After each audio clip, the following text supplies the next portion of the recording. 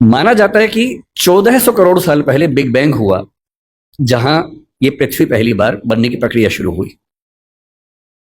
450 करोड़ साल पहले पहली बार जीवन अस्तित्व में आया, अमीबा आया। उसके बाद लंबे समय तक खूब घटनाक्रम होते गए होते गए होते गए। हम कहीं नहीं थे उस समय। 3 लाख साल के आसपास पीछे जाएं तो एक परिवार पैदा हुआ जिसको होमो कहते हैं। होमो का मतलब हमारा परिवार। उस होमो परिवार में एक हम है, होमो सेपियंस, क्योंकि हम होमो परिवार में सेपियंस नाम की शाखा हैं। उस परिवार में और भी शाखाएं थी। निएंडरथल एक बहुत प्रसिद्ध, आपने नाम सुना होगा। ऑस्ट्रेलोपिथेकस का नाम सुना होगा। होमो इरेक्टस का नाम सुना होगा। ये सारे के सारे वो जीव थे जो होमो सेपियंस के आमने सामने जिंदा थे और संघर्ष में थे। चुनौती ये थी कि अंत में इनमें से कौन जीतेगा। ये व्यावहारिक तौर पर संभव नहीं था कि ये सारे साथ साथ चल सके। ये बात सुनने में अच्छी लगती है कि सब साथ साथ चले, पर इवोल्यूशन की हिस्ट्री में बहुत व्यावहारिक नहीं होता है। एक सवाल यह भी था कि होमो परिवार का कोई प्राणी क्या चिंपैंजी को, बंदर को, इन सबको हरा पाएगा, क्योंकि उस समय तक ये सारी स्पीशीज लगभग बराबर संघर्ष में चल रही थी। आज से 70,000 साल पहले तक ये सब यूं ही चल रहा था, और फिर एक घटना घटी। उस घटना को सेपियंस किताब के लेखक ने, जिनका नाम युवाल नोआ हरारी है, उन्होंने संज्ञानात्मक क्रांति या कॉग्निटिव रिवॉल्यूशन का नाम दिया। और ये घटना 40,000 साल तक चलती रही। और इस बात पर बड़ा गहरा विचार किया कि क्या वजह थी कि होमो सेपियंस जिंदा रहा, निएंडरथल मर गया। हम मानते हैं कि निएंडरथल वो है जो यूरोप की आज की जो स्पीशीज है उसका पूर्वज था। ऑस्ट्रेलोपिथेकस मर गया, इरेक्टस मर गया, और जितने परिवार के जंतु थे वो सब मर गए। और होमो सेपियंस इन सबसे कमजोर होने के बावजूद बच गया और इतना सफल भी हो गया।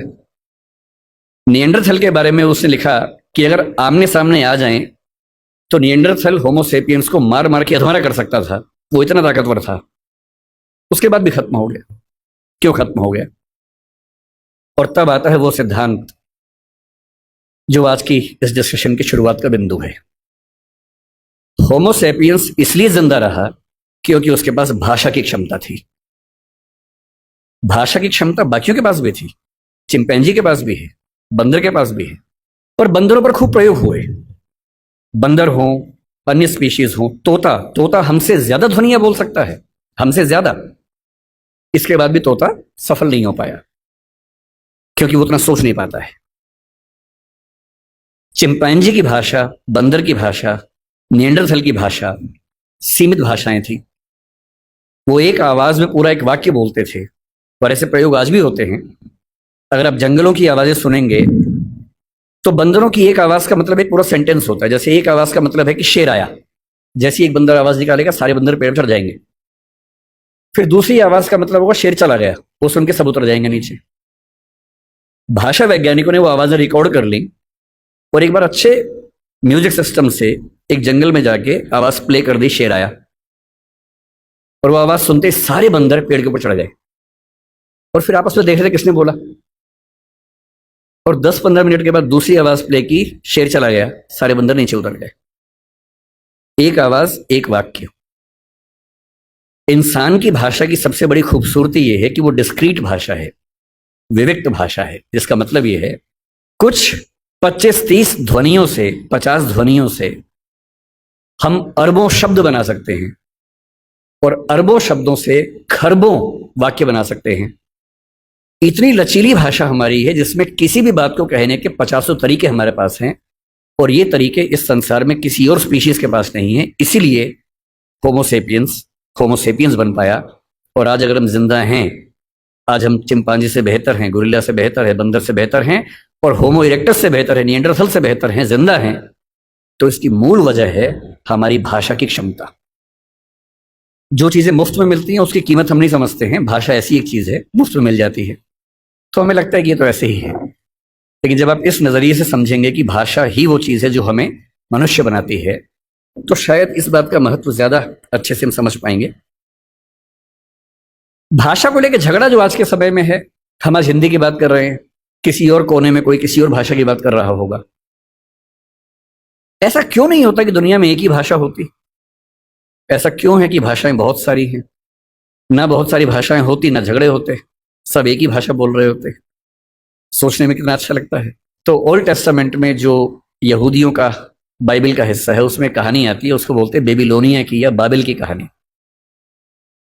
कहानी ये है कि एक बार ईश्वर ने, यहूदियों के ईश्वर याहवे ने, जब देखा कि मनुष्य बहुत पाप कर रहे हैं तो उसने बहुत तेज बाढ़ पैदा की।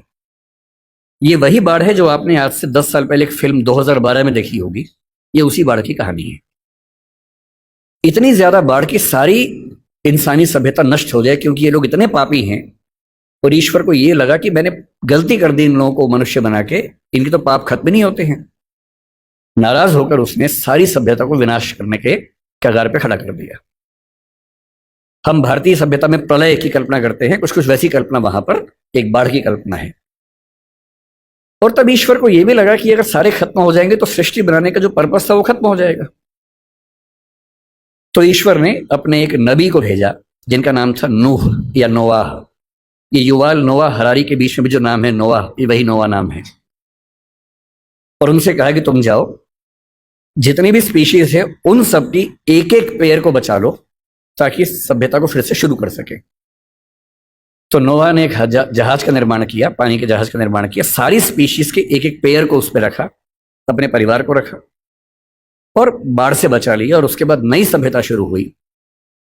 और जब नई सभ्यता शुरू हुई तो बेबीलोनिया के राजा के मन में एक विचार आया कि अगर हम एक इतनी ऊंची मीनार बना लें कि किसी भी बाढ़ में हम डूबे ही नहीं तो चिंता खत्म हो जाएगी।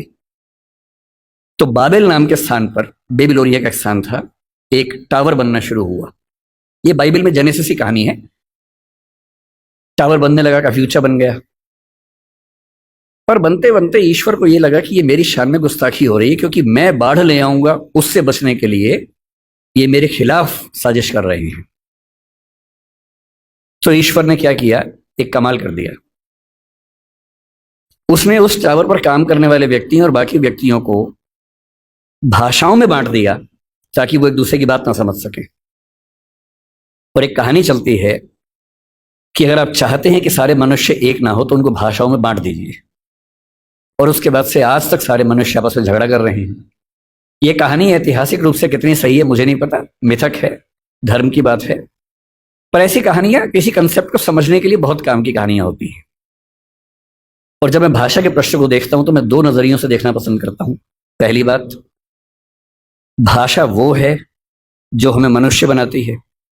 और इस संसार में जहां 3 ट्रिलियन या 1 ट्रिलियन स्पीशीज संघर्ष करती हैं, उनमें हमें सबसे ज्यादा मजबूत बनाती है।